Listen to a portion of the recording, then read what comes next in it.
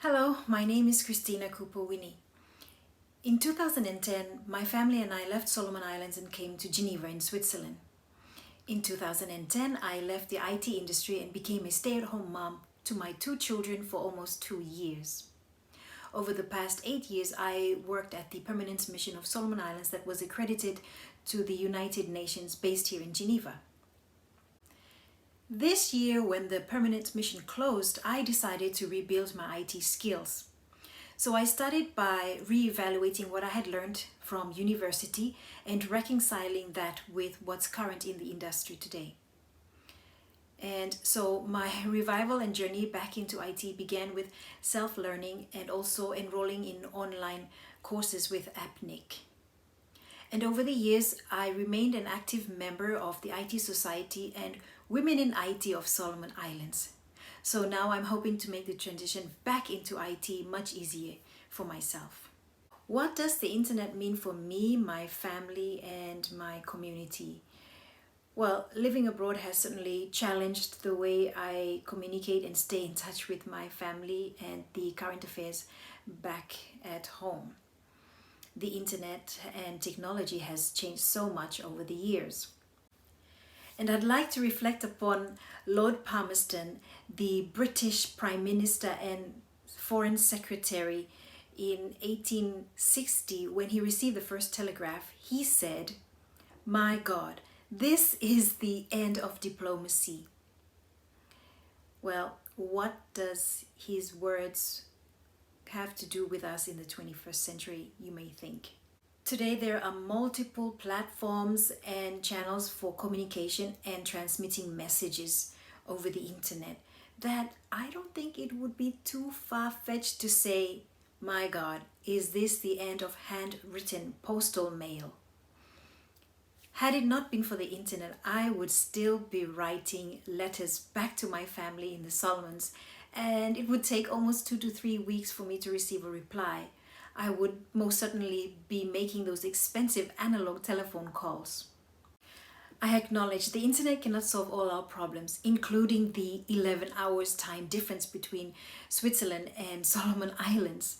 And virtual hugs cannot beat real ones. But the internet certainly does have its benefits, and I would like to mention two. The first is that the internet allows for instantaneous connectivity regardless of the time zone and for a fraction of the cost that we used to bear. In 2010, it costed me about 3 Swiss francs per minute to call Solomon Islands. That's almost 30 Solomon dollars per minute. Today, we have WhatsApp, Viber, Facebook, and many more platforms and applications that we don't have to spend that kind of money. I can speak for as long as I want or until my relatives' data run out. And the second one is that the internet has given us the ability to stay connected to our family on a daily basis. This has created a sense of closeness despite our physical distances. So the internet has become a meaningful tool for families like mine to stay in touch with families back home, my community, and also to be able to stay up to date with current affairs. Why did I choose IT as a career? My parents' career in a way influenced my career choice.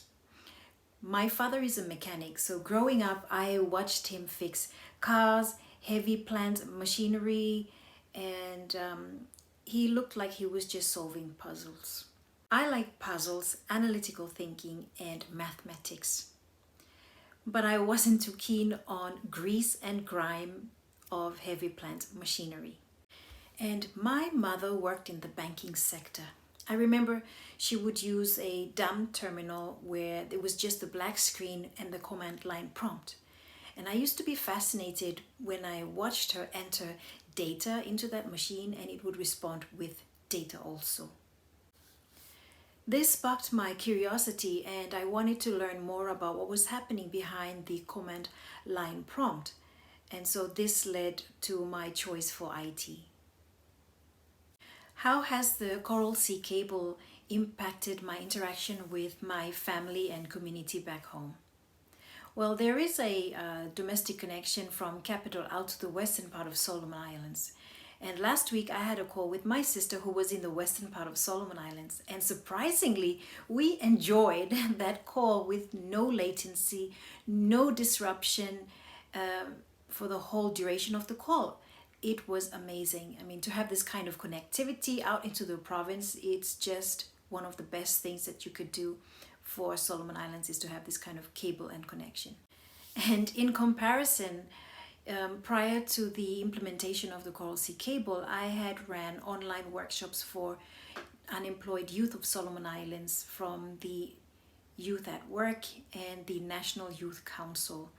And I must say, it's not one of the best online session or experiences that I've had because the connection wasn't really great. It was like almost 5 minutes into the call, I had people falling off, and somebody's video would freeze, audio would be cut, and it just became frustrating both for myself and the participants, who some of them were based out in the provinces. And so all in all, I will say that the implementation of this cable has drastically improved the internet connectivity for Solomon Islands. The internet, I guess we can agree, is a disruptive technology. And now more than ever, the internet has become the number one infrastructure for communication for Solomon Islands with the global online community. And in light of the global pandemic, we've seen international flights come to an almost grinding halt. For Solomon Islands, it's become very restrictive. Yet, the government was able to successfully participate in international dialogue with its development partners and also with international organizations. For example, like the WHO, where they discussed issues pertaining to COVID-19. The internet is not only important for the government, but we are seeing local businesses move online and accessing markets that are beyond their physical boundaries. For example, in the tourism industry, SMEs are attracting clients and customers from overseas through their online advertisements. As a Solomon Islander, I anticipate new developments in the IT and telecommunications sector, upskilling of our population, more job creations, and hopefully a thriving economy. To close, I would like to say that in the expanding and digitally inclusive world, Solomon Islands could take a responsible approach to maintaining access to the internet, access to resources online, and access to the global community.